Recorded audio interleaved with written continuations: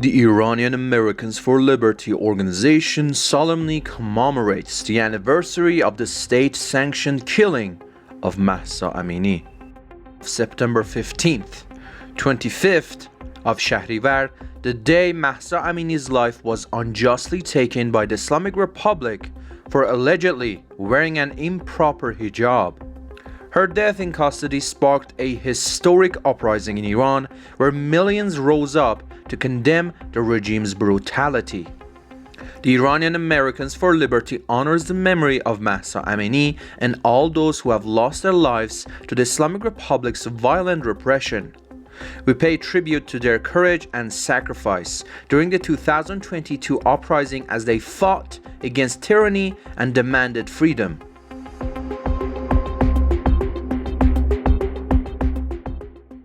Hours after the horrible news of terrorist attacks of September 11, 2001 broke out, Iranians flooded the streets of Tehran and other cities to show their solidarity with Americans who were massacred by Islamist terrorists. Iranian youth risked their lives and defied the brutal regime when the rest of the Middle East were shamelessly cheering on the carnage.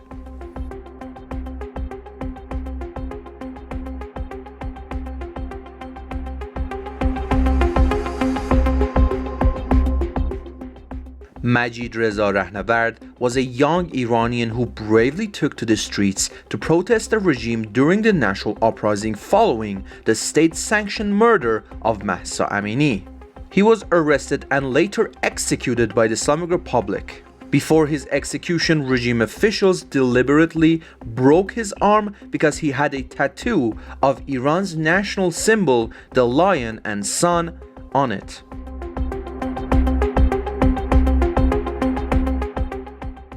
Sara Deldar, a 32-year-old woman who was imprisoned for over a year and 3 months in Lakan prison Rasht following her arrest during the national uprising in Iran, has passed away. Her death was caused by infections from the shotgun pellets still lodged in her body, along with other injuries and illnesses she developed during her time in prison. Sara was shot and arrested while helping the wounded during the government's crackdown in Rasht. She suffered from severe physical conditions including extreme weakness, anemia, and the enlargement of her spleen, kidneys, and ovaries.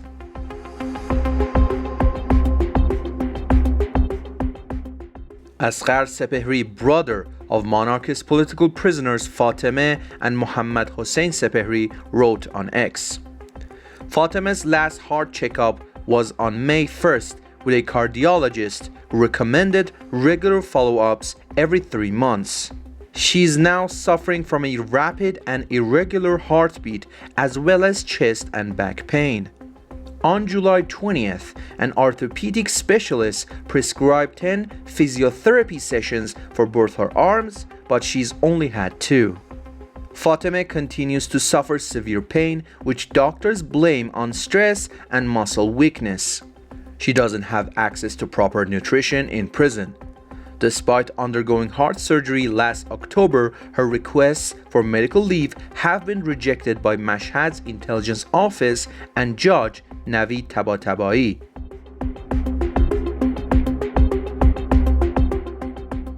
For the 5th time, Evin prison authorities have rejected the conditional release of Zohre Sarv, a monarchist political prisoner.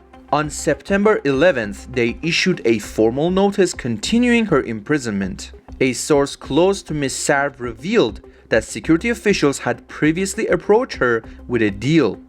If she agreed to leave for Iraq and collaborate with them, they promised to secure her release.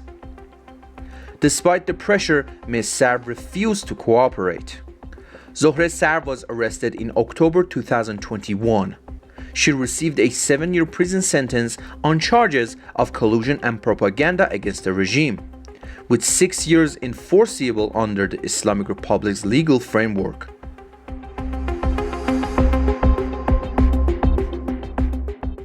On Tuesday, September 10th, a father in Sistan and Baluchistan, after several unsuccessful attempts to enroll his child at a school in Mehrshar, Zahedan, was repeatedly turned away without reason.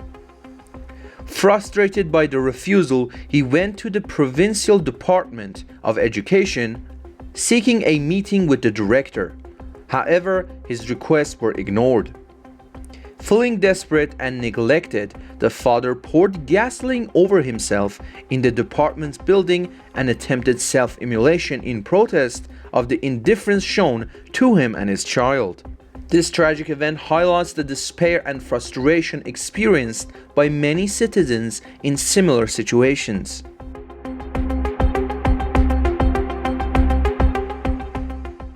5 citizens, including Ali Wahabi, Mojde Bahralulum Tabatabai, and Mahsa Wahabi, were each fined 6 million tomans for aiding in assembly and conspiracy against national security due to financial support for Mashallah Karami. Initially sentenced to 2 years in prison and fined 24 million tomans by the Karaj Revolutionary Court, their sentences were reduced on appeal. Their lawyer, Payam Darafshan, also stated that these individuals were handed an additional 91-day prison sentence by Nazar Abad Criminal Court for aiding in unlawful acquisition and are awaiting the final verdict from the appeals court.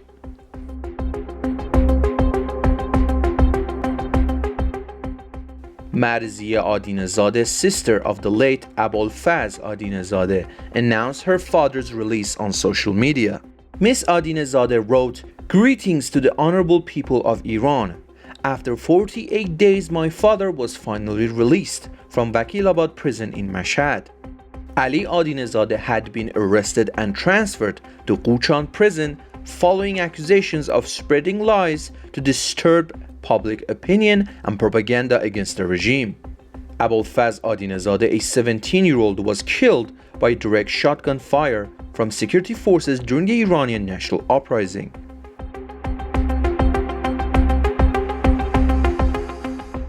Sabah Bakhtiari, aunt of the late Puya Bakhtiari, shared on X, "Today, my brother Mehdard's cellmate called and said that plainclothes officers abducted him from prison and took him to an unknown location. No authority has given us answers and we are deeply worried, with no news of his whereabouts. Dear people of Iran, please, please, please be my brother's voice." Mehdad Bakhtiari, the uncle of Puya Bakhtiari, who was tragically killed by the armed forces of the Islamic Republic during the bloody November 2019 protests, has been transferred from prison to an undisclosed location.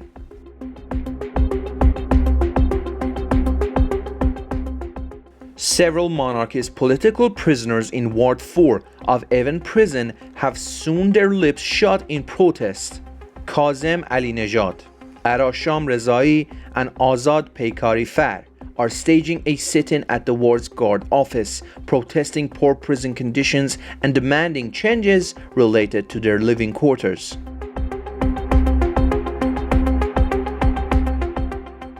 School service workers in Tehran held a protest outside the Ministry of Education demanding fair treatment.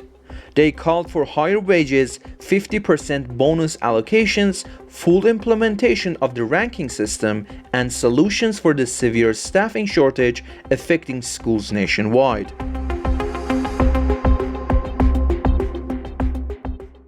At Shams Anzali Company, officials have escalated tensions by threatening to fire workers who protested against unmet demands.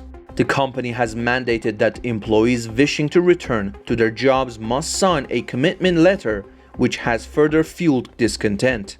Workers at the Shams Anzali Industrial and Manufacturing Complex in Hassanrud Industrial Park staged a strike, citing the company's refusal to address their grievances and demands.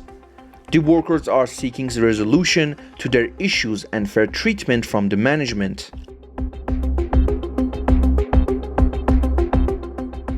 On Sunday, September 8th, a group of Social Security and Steel retardees held a protest in front of the Ministry of Cooperatives, Labor and Social Welfare in Iran. Their demonstration was fueled by growing frustration over the Islamic Republic's continued neglect of their financial and social demands, including issues related to pensions and benefits that have remained unaddressed for years. Many of the protesters rely on these payments and call for immediate action to relieve their economic burdens.